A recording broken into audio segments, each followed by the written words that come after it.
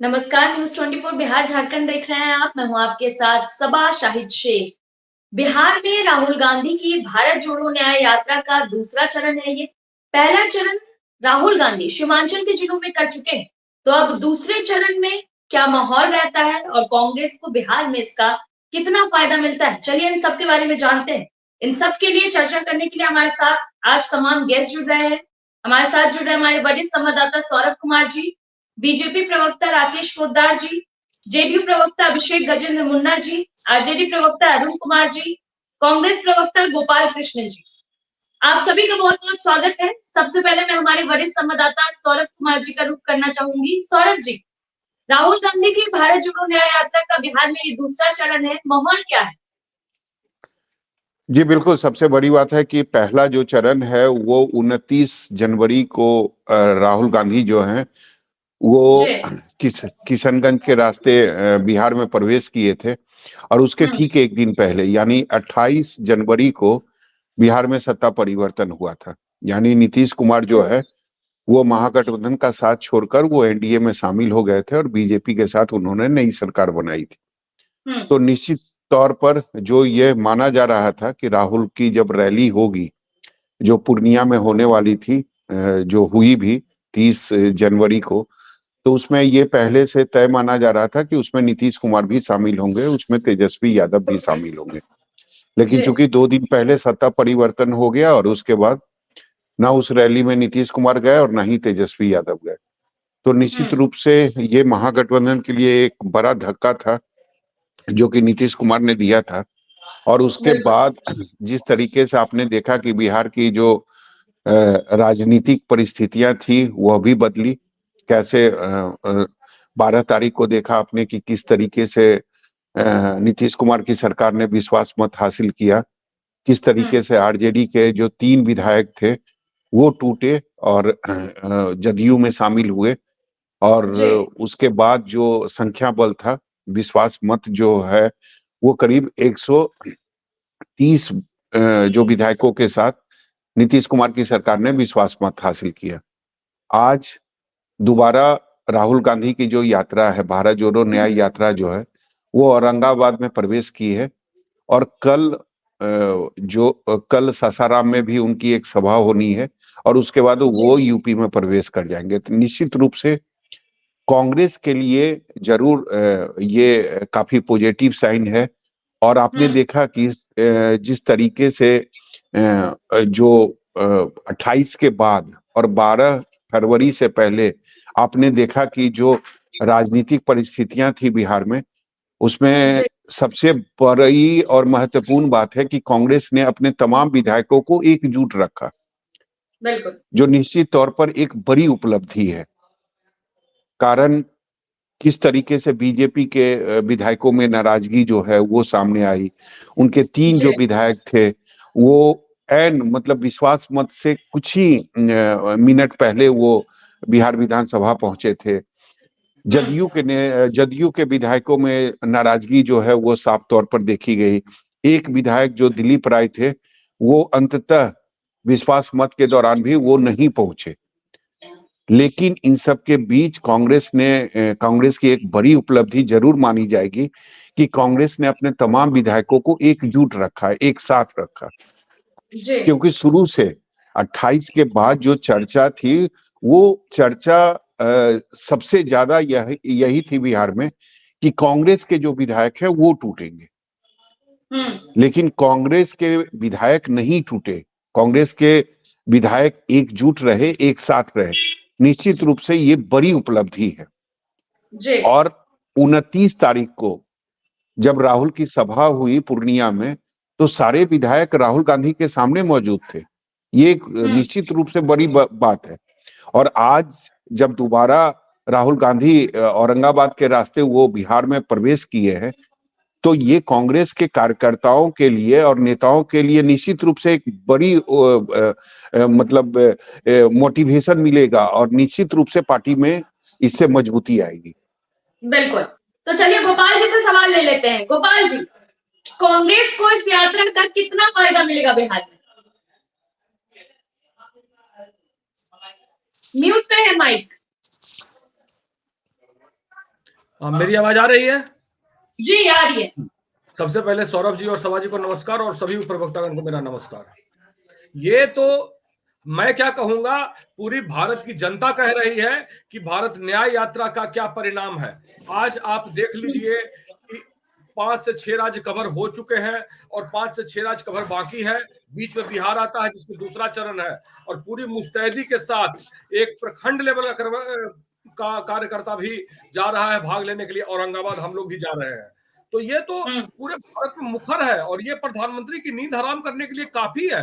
आज पूरे किसान आंदोलन में आप देख लीजिए, सैकड़ों हजारों लाखों किसान उधर है। और अगर मैं अपनी पार्टी की ही बात करूं तो माननीय शरद पवार जी ने हमारी पार्टी से मर्ज करने का एक प्रस्ताव दिया है, जिस पर हमारे आला कमान लोग फैसला लेंगे क्या होता है। लगभग मर्जी होगी।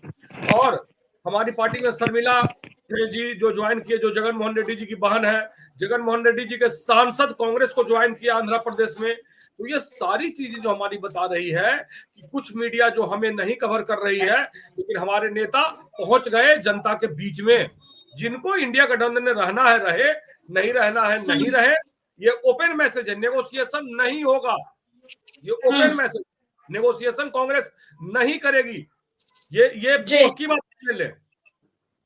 यही मेरा चलिए ठीक है गोपाल जी, फिर आपके पास आते हैं। अभिषेक जी से सवाल ले लेते हैं। अभिषेक जी, नीतीश कुमार के अलग होने के बाद क्या महागठबंधन में जान फूंक पाएगी कांग्रेस?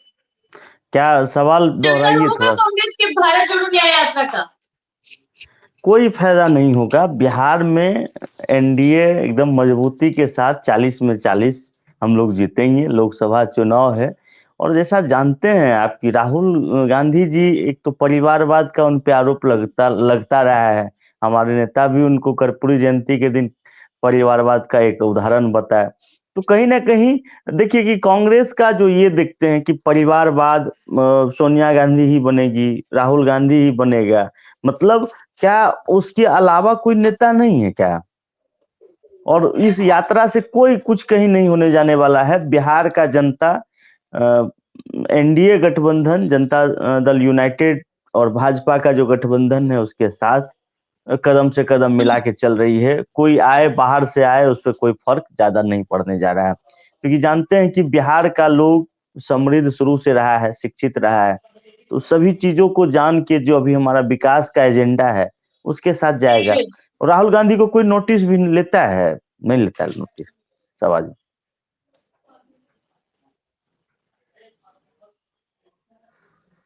अभिषेक जी।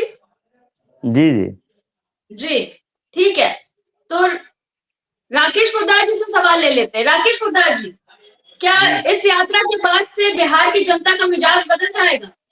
बिहार की जनता का रुख राहुल गांधी की तरफ हो जाएगा, इंडिया गठबंधन की तरफ हो जाएगा? नहीं, इससे कोई फायदा नहीं है राहुल जी की यात्रा। राहुल जी की यात्रा से आप देख सकते हैं कि बंगाल के अंदर गई तो ममता बनर्जी जी टूट गई। हमारे बिहार के में आने की कोशिश की। बिहार में जब जैसे पूर्णिया आए तो नीतीश जी हमारे साथ चले आए। हमारे अभिभावक थे, हमारे 18 साल सुशासन बाबू के नाम से जाने जाते, तो हमारे साथ काम करने आ गए। और उसके बाद जैसे ही उन्होंने उत्तर प्रदेश की बात कही तो उत्तर प्रदेश में जयंत चौधरी जी इनको छोड़ने के लिए मजबूर हो गए। तो कहीं ना कहीं लगता है यात्रा से हमें कोई फर्क नहीं है। हम लोगों ने काम किया है, विकास के नाम पे जनता के बीच में जाएंगे, और हमारी एनडीए गठबंधन, जनतांत्रिक गठबंधन हम लोगों का मजबूत हुआ है माननीय नीतीश कुमार जी के आने से। और देख सकते हैं हमारे भाई साहब कह रहे थे कि हमारे पार्टी में रेड्डी साहब आ गए। अरे भैया, आपके तो मुख्यमंत्री जी हमारे पार्टी में आ गए, अशोक चौहान जी आ गए, मुरली देवरा जी आ गए, तो आए हैं जगदीश शेट्टार जी भी डिप्टी सीएम है आपके। अरे सुनिए, घबराइए, व्याकुल नहीं होना है। व्याकुल अभी नहीं होना, अभी तो 40 लोकसभा सीट हम लोग जीत के 400 के पार जाएंगे। अभी व्याकुल मत होइए। अरे व्याकुल काहे होते हैं मेरे भाई? बोलने दीजिए। गोपाल जी बोलने दीजिए राकेश जी को, फिर आप अपना जवाब दीजिएगा। बोलिए। सुन रहा था।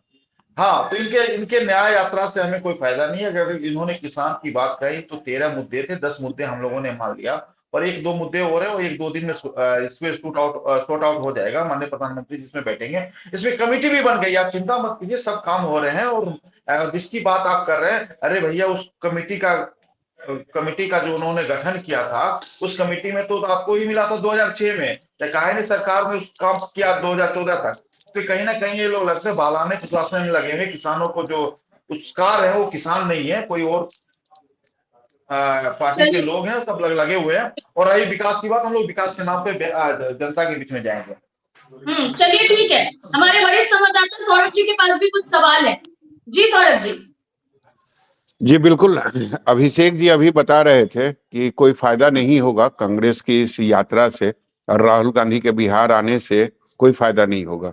तो ये ज्ञान अभिषेक जी कब मिला? ये 28 जनवरी को ज्ञान मिला या उससे पहले ज्ञान मिल गया था और उसी के कारण आपने पाला बदला? सौरभ सर, हम तो बार बार यही बात दोहराएंगे कि हम लोग पाला कहाँ बदले, हम तो जहाँ हैं वहीं हैं। हमारे सहयोगी पार्टी का इधर से उधर हुआ, हम तो वहीं, हमारे मुख्यमंत्री जी थे, हमारे मुख्यमंत्री जी हैं।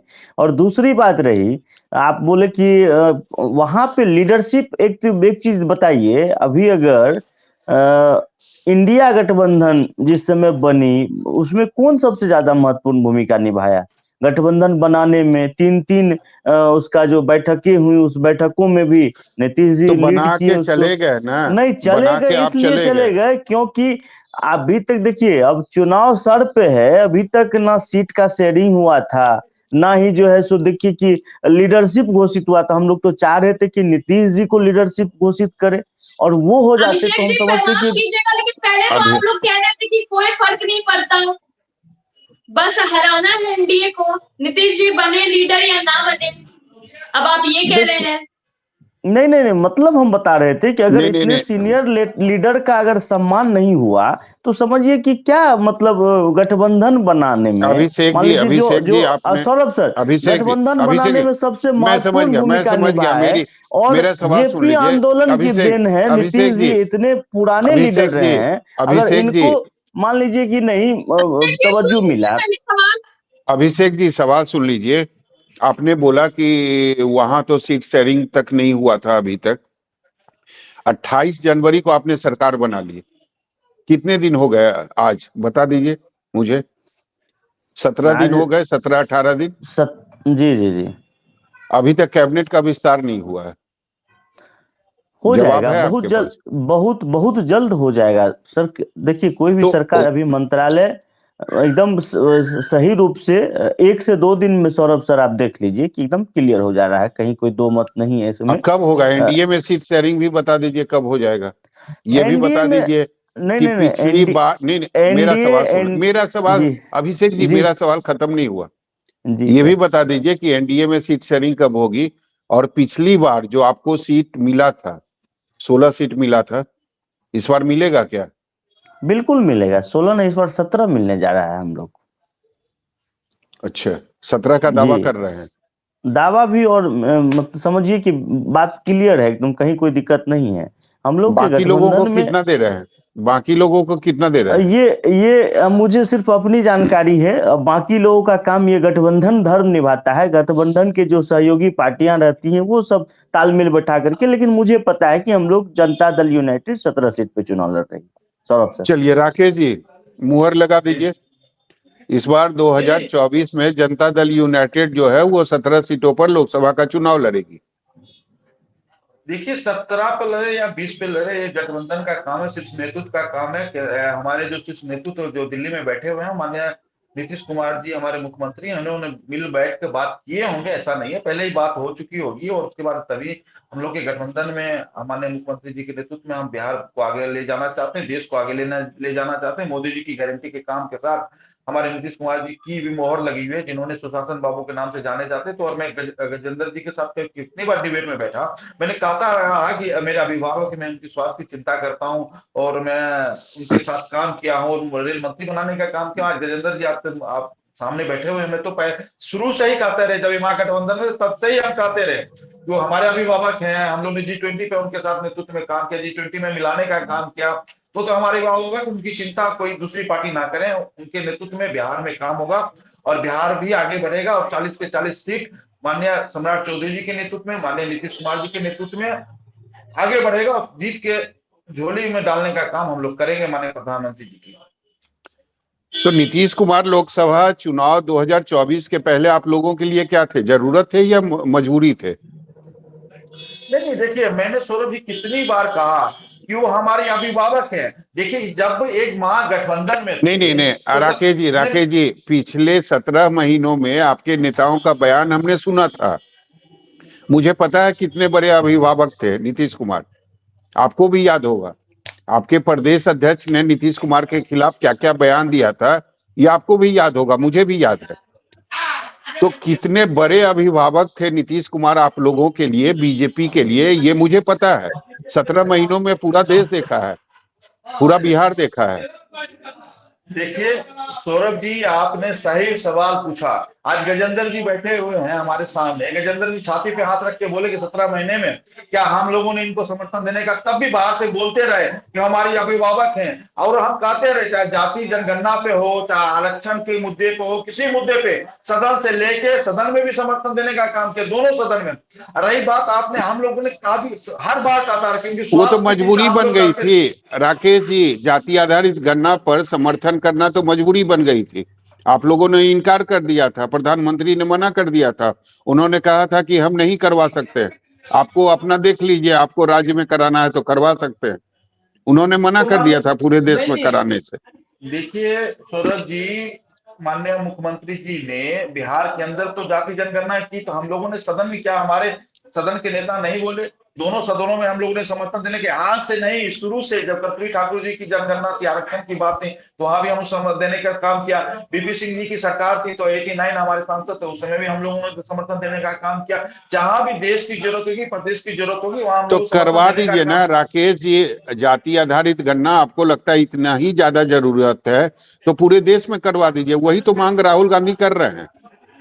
देखिए राहुल गांधी जी की मांग क्या है, उस पे मैं विश्लेषण करके मैं बताता हूँ।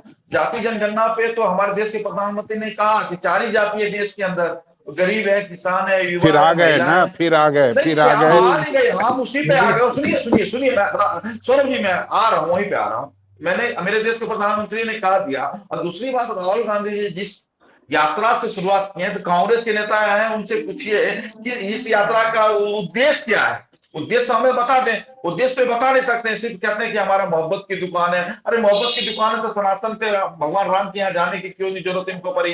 तो कहीं ना कहीं सौरभ जी, बढ़ाने फुसकाने वाले काम। आज कांग्रेस के नेता बैठे हुए हैं, प्रवक्ता बैठे हुए, बता दीजिए उनका उद्देश्य क्या है। पूरे देश में भरभर कर लिए है, उसका उद्देश्य क्या है? अभी तक ये बता नहीं सकते कि उद्देश्य क्या है। जो उद्देश्य पे काम कर रहे हैं, उस उद्देश्य पे हम लोगों ने काम कर चुका हूं। उद्देश्य राकेश जी, आपकी पहली जानकारी देता हूं। उद्देश्य है न्याय करना, भारत में युवा, महिलाओं, बेरोजगारों, सभी लोगों को न्याय देना। और आज का दिन याद रखिएगा, आज का दिन जो भारत के इतिहास का महत्वपूर्ण दिन है, जब सुप्रीम कोर्ट ने भारतीय जनता पार्टी पर चोर का ठप्पा लगा दिया। आज सुप्रीम कोर्ट ने भारतीय जनता पार्टी पर चोर होने का और चुनाव में मिले हुए पैसे को दुरुपयोग करने का और नाम छिपाने का ठप्पा लगा दिया। ये असंवैधानिक है। आप तो बोल, क्या लगता है गोपाल जी, आपको क्या लगता है कि राहुल गांधी की इस यात्रा से एनडीए गठबंधन को फर्क पड़ेगा? बहुत बड़ा फर्क पड़ चुका है। किसान आंदोलन का मतलब 4 राज्य, नॉर्थ इंडिया के 4 राज्य बड़े, वहां एक किसान रोड है। आपने जो भारत रत्न, बोलिएगा जी, बोलिए गोपाल जी, आज पूरे भारत में नॉर्थ इंडिया का जो मुख्य राज्य है, हरियाणा, पंजाब, हिमाचल, सारे किसान रोड पर आ चुके हैं। ये जान लीजिएगा, आपके खिलाफ आए हैं, आपके समर्थन में नहीं आए हैं। वो मिनिमम सपोर्ट प्राइस मांग रहे हैं, तो क्या गलत कर रहे हैं? क्या इसमें नुकसान है आपको? और दूसरी बात, आज का दिन 15 फरवरी याद रखिएगा, ये आपके पतन का दिन है, जब आज सुप्रीम कोर्ट ने पूरे भारत में ठप्पा लगा दिया कि आपने चुनावी फंड का दुरुपयोग किया नाम छिपाकर, और भारतीय जनता पार्टी चोर है। चलिए ठीक है राकेश जी, अपनी बात रखिए। ठीक है गोपाल जी, फिर आपके पास आएंगे। मुद्दे पे रहते राकेश जी, गोपाल जी मुद्दे पे रहते हैं। ठीक है राकेश जी, से पहले जवाब ले लेते हैं, फिर आपके पास आएंगे। आज जो राहुल गांधी की भारत जोड़ो न्याय यात्रा पर है सवाल एनडीए और इंडिया गठबंधन पर बात चल रही है, तो इसी पे रहते हैं। तो इसी पर हम हैं राकेश जी, बोलिए। इसी पर हम हैं। सारे व्यापारियों को पैसा दे देते हैं और किसान का कर्ज नहीं माफ करेंगे। ठीक है राकेश जी, देखिए इनके पास सब्बा जी कोई मुद्दा ही नहीं है। मैं कहना चाहता हूं कि जो राहुल गांधी जी 10 साल इनकी सरकार रही, 10 साल में उनके राष्ट्रीय अध्यक्ष राहुल गांधी जी रहे, उपाध्यक्ष रहे, इनके सोनिया जी जो चला रहे थे रिमोट कंट्रोल से, इनसे पूछे कि 10 साल में आपने क्यों नहीं ऐसा कोई काम किया। आज आप ये बातें बड़ी बड़ी बातें करें, क्या फायदा हुआ राहुल गांधी से 10 साल में जब सरकार में थे? वो तो नहीं, आज कहते हैं मैं वो मोहब्बत की दिफा कर रहा हूं। सरकार है वहां सभी जगह हमने ऋण माफी किया है, आप पता कर लीजिए। अरे भैया चुप रहिए ना, क्या ऋण माफी किए? सिलेंडर दे रहे हैं, पता कर लीजिए। बोलने दीजिए। इसलिए सुप्रीम कोर्ट ने आज आपको चोर कहा है कि सुप्रीम कोर्ट ने चुनावी बॉन्ड के पैसों की चोरी की है भारतीय जनता पार्टी ने 7-8 सालों से, इसीलिए आपको चोर का मुहर लगाया गया आप पर।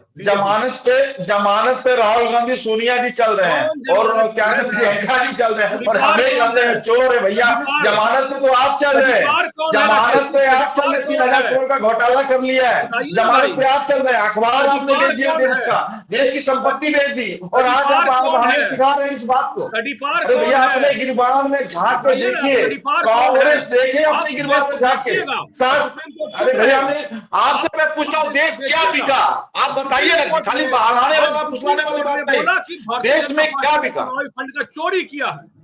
आज सुप्रीम कोर्ट के माननीय न्यायाधीश ने बोला कि भारतीय जनता पार्टी ने चुनावी बॉन्ड की चोरी की है। गोपाल जी और राकेश जी बोलिए, आप ही लोग बोलते रहिए, हम लोग चुप हो जाते हैं या हम लोग हट जाते हैं स्क्रीन से। प्लीज एक एक करके अपनी बात रखिए ना। गोपाल जी एक बात बताइए, नहीं एक बात बताइए, आपसे मेरा सवाल ये है, जी सर, आपने पूर्णिया में रैली की, आपने औरंगाबाद में रैली कर रहे हैं, आज अभी हो रही है, राहुल गांधी शायद थोड़ी देर के बाद भाषण भी देंगे। आपको नहीं लगता है कि तेजस्वी यादव या लालू यादव अगर वहां मौजूद रहते, लेफ्ट के अगर आपके साथी वहां मौजूद रहते तो ज्यादा मजबूती आती, एक बड़ा मैसेज आता पूरे बिहार के अंदर? देखिए सौरभ जी, कांग्रेस पार्टी कश्मीर से कन्याकुमारी, लद्दाख और टाइगर हिल्स और कहां है, लोकसभा और अंडमान निकोबार, एक एक इंच जमीन पर हम खड़े हैं। हम किसी को बाध्य नहीं करते हैं कि आप हमारे साथ चलिए, नहीं तो ईडी को भेज देंगे और डीएसपी भेज देंगे। तो इंडिया गठबंधन है ना गोपाल जी, इंडिया गठबंधन तो है ना आप लोगों का? बिल्कुल है इंडिया गठबंधन, केवल कहने के लिए है जी नहीं। जो हमारे नेचुरल अलाइज हैं, जो हमारे नेचुरल, नीतीश जी गए थे प्रधानमंत्री बनने कि भाई 15 सीट लोकसभा का हम जीत लेंगे। अरे वो छोड़ दीजिए भाई, नीतीश जी अब वापस आ गए, तो अब क्यों गए थे? आप लोगों ने नहीं बनाया, वो वापस आ गए। जो हमारे नेचुरल अलायंस है, कांग्रेस पार्टी नेगोशिएशन नहीं करेगी। 2 दिन से अरविंद केजरीवाल जी प्रेस कॉन्फ्रेंस करवा रहे हैं अपनी पार्टी से, 2 दिन से। एक लफ्ज आप बताइए जो कांग्रेस पार्टी ने रिएक्शन में दिया हो। अरे आज क्यों नहीं पहुंचे तेजस्वी यादव, लालू यादव, लेफ्ट के साथी क्यों नहीं पहुंचे, ये बताइए। आप लोगों ने तो निमंत्रण दिया था। हमारा न्याय यात्रा चल रहा है और उनकी क्या राय नहीं, आपने निमंत्रण दिया था, आपने निमंत्रण दिया था, पहले भी दिया था और आज भी दिया था जी, उसके बावजूद नहीं गए। अभी सरकार में रन हो रहा है, विधायक चल रहा है, क्या है, तेजस्वी यादव जी व्यस्त हैं, लालू जी की तबीयत उतनी खराब थोड़ी है, सारे विधायक। औरंगाबाद बहुत ज्यादा दूर नहीं है गोपाल जी, औरंगाबाद बहुत ज्यादा दूर नहीं है, तेजस्वी यादव चाहते तो जा सकते थे। हम जवाब देना चाहते हैं सवाल। ऐसा है कि जो हमारा नेचुरल अलायंस है इंटैक्ट है और बहुत मजबूती से शरद पवार ऐसे भीष्म पितामह नेता जो है वो हमारे में मर्ज करने जा रहे हैं। साउथ में हमारी पकड़ मजबूत हो रही है और हर जगह ह्यूज रिस्पांस मिल रहा है। भले आप लोग की मीडिया कुछ गोदी मीडिया नहीं दिखाए, इसीलिए हमारे नेता जनता में गए। तो जो चलिए अभिषेक जी बोलिए। ठीक है, समझ गए गोपाल जी। सर सौरभ सर, जो सवाल आप गोपाल जी से पूछे उनका जवाब हम देना चाहते हैं कि इसलिए नहीं बुलाते हैं कि ताकि वो पीएम के उम्मीदवार तो राहुल गांधी को बनाना है। नहीं, बुलाते हैं। निमंत्रण आपको भी पहले भी गया था। 29 जनवरी को जो होनी थी पूर्णिया में रैली, उसके लिए आपके नेता को भी निमंत्रण गया था, आप लोगों ने एक्सेप्ट ही नहीं किया, उसके पहले पाला बदल लिया आप। सर निमंत्रण तो सबको जाता है। जहां लीडरशिप ये लोग किसी को मानने के लिए तैयार है, ये लोग तो खुदे में बॉस बनल है। राहुल गांधी है तो सब कुछ वही है, भले ओकरा आए ना आए, ओकरा राजनीति में इच्छा हो, इच्छा शक्ति हो, नहीं हो, एगो टी शर्ट पहना के ऐसे से घूम लेने से थोड़ा हो जाएगा। तो अभिषेक जी आपके नेता जो गए थे वहां, उनकी भी तो महत्वाकांक्षा बहुत बड़ी थी ना, सीधा मुख्यमंत्री से प्रधानमंत्री बनना था। सर उस कद के लीडर हैं नीतीश कुमार, उस कद के लीडर हैं। बिहार तो बीजेपी में डिमांड कीजिए ना। अभिषेक जी बीजेपी से सर डिमांड कीजिए ना कि हमारे नेता उस कद के नेता हैं और उनको प्रधानमंत्री बनना चाहिए। देखिए प्रधानमंत्री जी जो अभी काम कर रहे हैं, काम तो लगातार कर ही रहे हैं, तो प्रधानमंत्री जी के साथ हम लोग हैं, इसमें कहाँ दो मत है। प्रधानमंत्री जी देख रहे हैं कि नरेंद्र मोदी जी के नेतृत्व में भारत कितना आगे बढ़ा है, तो कहीं ना कहीं नीतीश जी का भी कद ये है कि बड़ा है, इसमें दो मत नहीं है। लोग सिमिलर लीडर हैं, नीतीश कुमार जी हो, नरेंद्र मोदी जी हो, ये लोग सिमिलर एक दूसरे के साथ राजनीति किए हैं।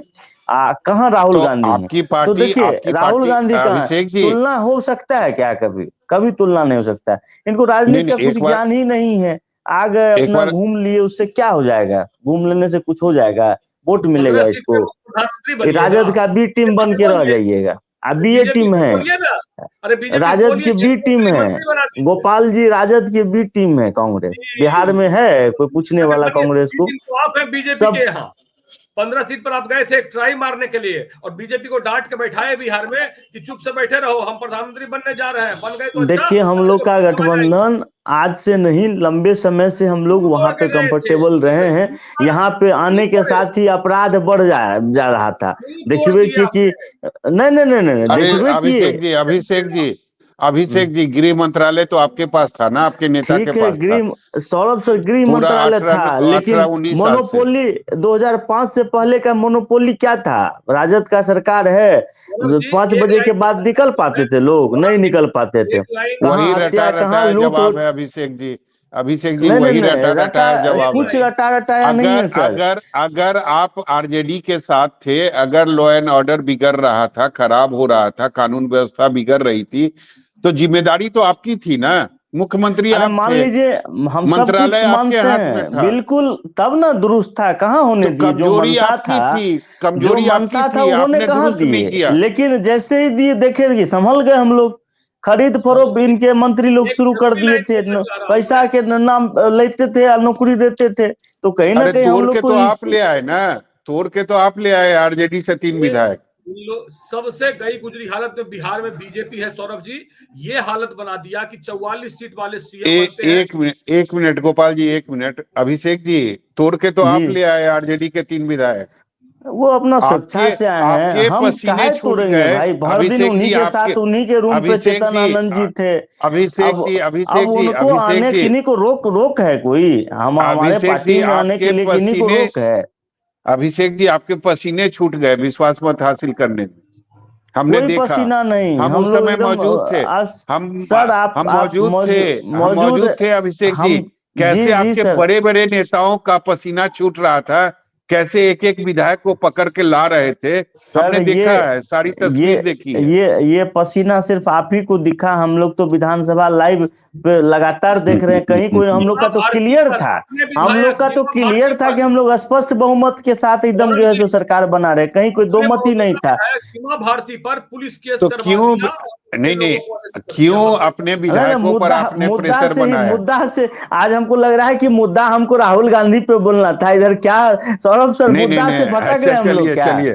चलिए समझ रहे हैं उस मुद्दे में आपकी कलई जो है ना वो खुल जाएगी तो बेहतर है। चलिए हम भी आपकी बात से सहमत हैं। नहीं सर, तो राहुल गांधी पर ही आते हैं, ठीक है। राकेश जी फर्क तो पड़ेगा ना, राहुल गांधी के आने से फर्क तो पड़ेगा, और निश्चित रूप से यात्रा के दौरान जो भीड़ जुट रही है वो इस बात का गवाह है।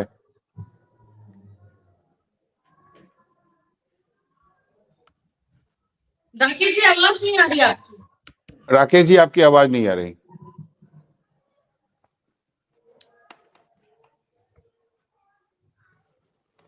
हेलो, हाँ राकेश जी कट गया राकेश जी। चलिए अभिषेक जी आपने सवाल सुना, आप ही जवाब दे दीजिए। फर्क तो पड़ेगा ना, भीड़ जो है वो तो इस बात की गवाही दे रही है ना कि फर्क पड़ेगा। लोगों में एक खुशी तो है, उत्साह तो है सर। जब राहुल गांधी रोड शो कर रहे हैं। सौरभ सर रोड पे चलिएगा तो ऐसी भीड़ तो पहले से रहबे करता है और थोड़ा बहुत बढ़ जाता है, उससे वोट में कोई फर्क नहीं पड़ा है। कितना लोग तो देखने चल जाता है।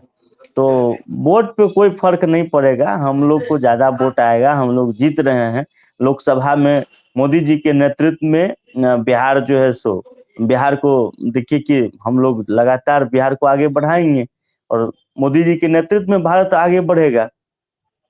चलिए राकेश जी।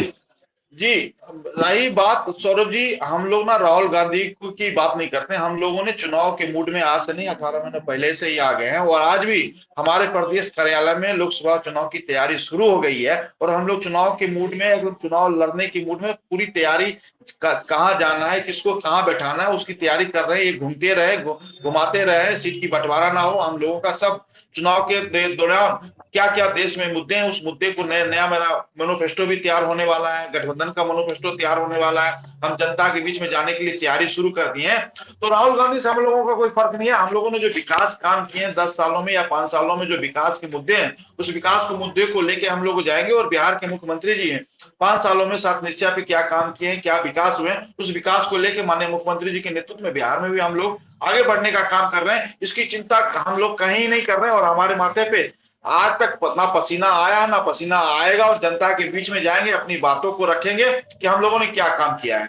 और राहुल गांधी जी सोचे, घूमते रहे अभी बिहार। अभी देखिए, हम एक चीज सौरभ जी पूछना चाहते हैं, सोनिया जी को मैं सम्मान करता हूं, सोनिया जी रायबरेली से चुनाव लड़ती थी, क्या जरूरत पड़ गई कि भैया सीट बदल के चले गए राज्यसभा? क्या जरूरत पड़ गई अमेठी छोड़ के चले गए दूसरे प्रदेश? इसका मतलब कहीं ना कहीं लगता है कि ये लोग काम नहीं करते, सिर्फ बातों बुझवाने वाला काम करते हैं, क्षेत्र बदलने का काम करते हैं। ऐसा इन लोगों का कोई उद्देश्य नहीं। जो जिस व्यक्ति ने 70 साल राज किया हो, 70 साल सरकार चलाया हो, आज उनको क्षेत्र बदलना पड़ता है। पूछिए इनसे, सवाल पूछिए, क्यों गए राज्यसभा? राकेश जी भूल गए हैं कि उम्र पर भगवान के यहाँ का भी कंट्रोल नहीं है। आडवाणी जी क्यों नहीं चुनाव लड़ रहे हैं, बताइए आप। क्या मूर्खों ऐसी बात करते हैं राकेश जी? हमारे मूर्ख नहीं, हमारे यहाँ एक समय है, समय निर्धारित है, किस व्यक्ति का रिटायरमेंट होगा। आपके यहाँ कोई समय निर्धारित नहीं है, आपके यहाँ कोई समय निर्धारित नहीं है। 80 साल हमारे देश के पूर्व प्रधानमंत्री। आप चिट्ठी को पढ़िए थोड़ा, सेहत भी एक चीज होती है। आडवाणी जी और ऐसे कई लोग, उमा भारती को आपने लोकसभा का सीट दिया है क्या? क्यों नहीं देते हैं आप? किसको आप पढ़ा रहे हैं? जो जो आपके विरुद्ध बोले, प्रवीण तोगड़िया जी जिन्होंने हिंदुओं की आवाज बहुत पहले से उठा रहे हैं, आज उनको साइडलाइन करके और उन्हें क्या क्या आरोप लगाए, तो जरा अपने गिरेबान में झांक लीजिए। अब आ जाते हैं दूसरी मुद्दा पर। किस मुंह से अब ये भारत में आज के बाद कहेंगे कि मैं भ्रष्टाचारी नहीं हूं, जब सुप्रीम कोर्ट ने इन पर ठप्पा लगा दिया। आज का दिन बीजेपी के लिए काला दिन है, जब सुप्रीम कोर्ट ने बोला कि असंवैधानिक तरीके से फंड को इकट्ठा किया।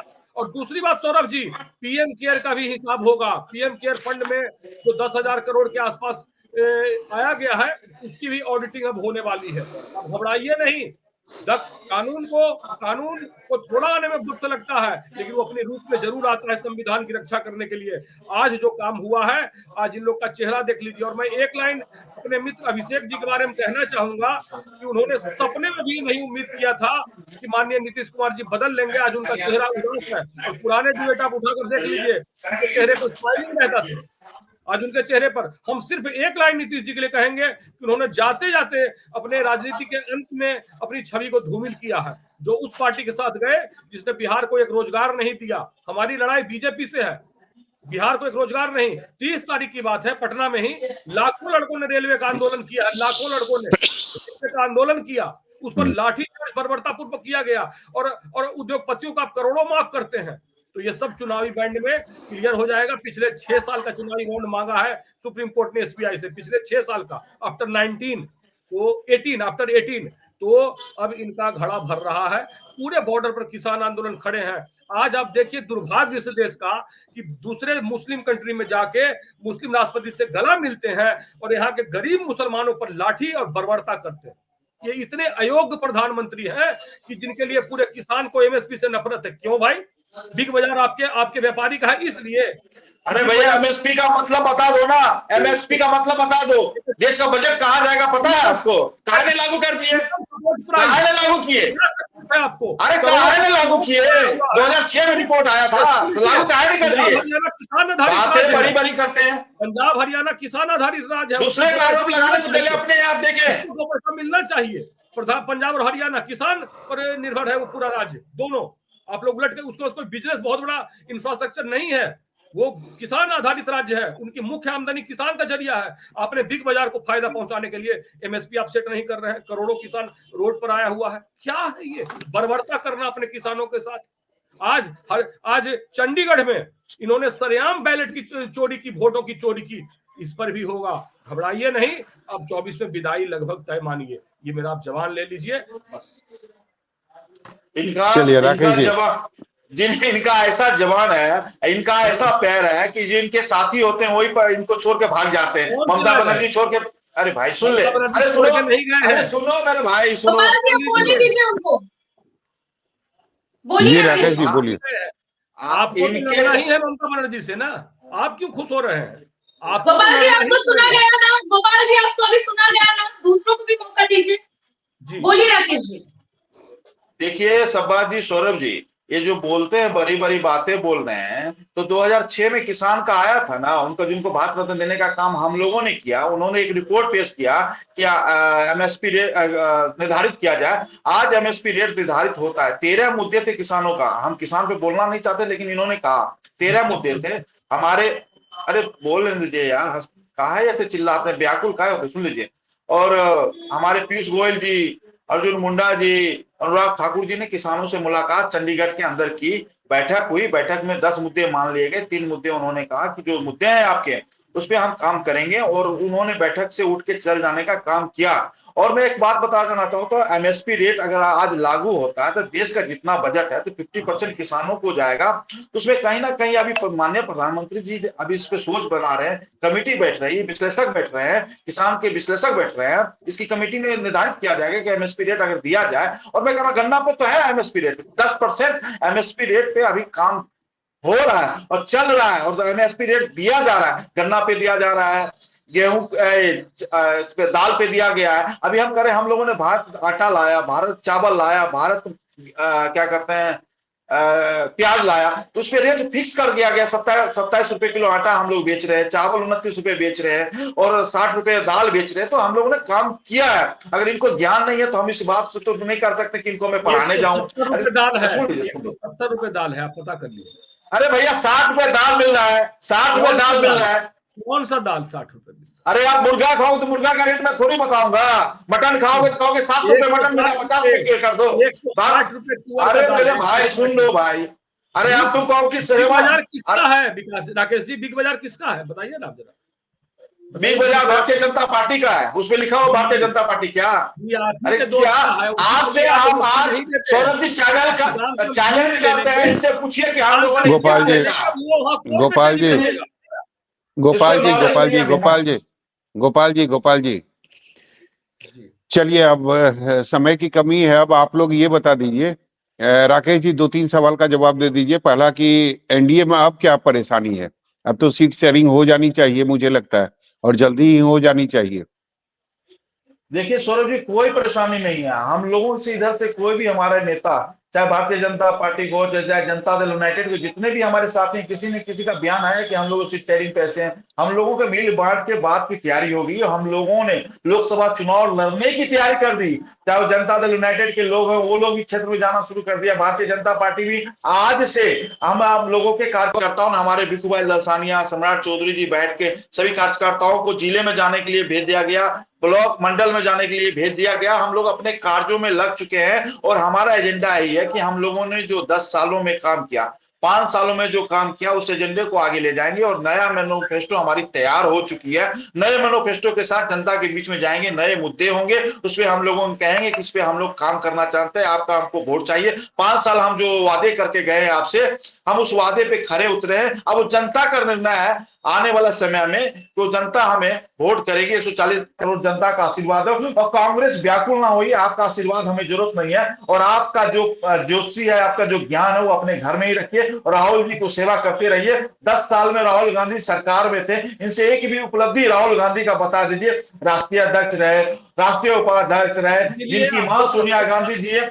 चलिए ठीक है राकेश जी समय की कमी है, चर्चा यहीं खत्म करना पड़ेगा।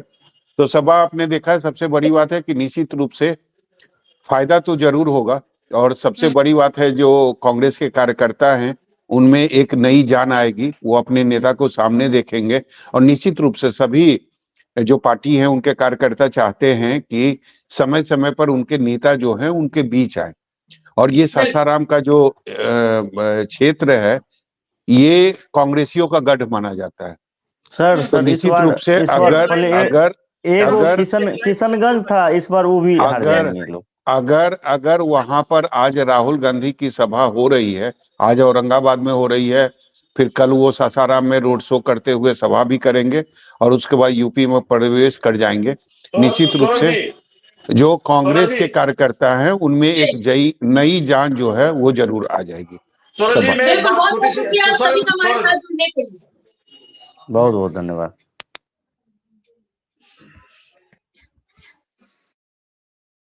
दरअसल राहुल गांधी की भारत जोड़ो न्याय यात्रा 2 दिन की है और इससे पहले भी सीमांचल में वो भारत जोड़ो न्याय यात्रा कर चुके हैं। अब इससे कितना असर होगा बिहार की राजनीति में कांग्रेस पर, और सबसे अहम बात तो ये है कि बिहार की जनता का मिजाज क्या रहेगा कांग्रेस के प्रति, ये देखना बेहद ही दिलचस्प होगा।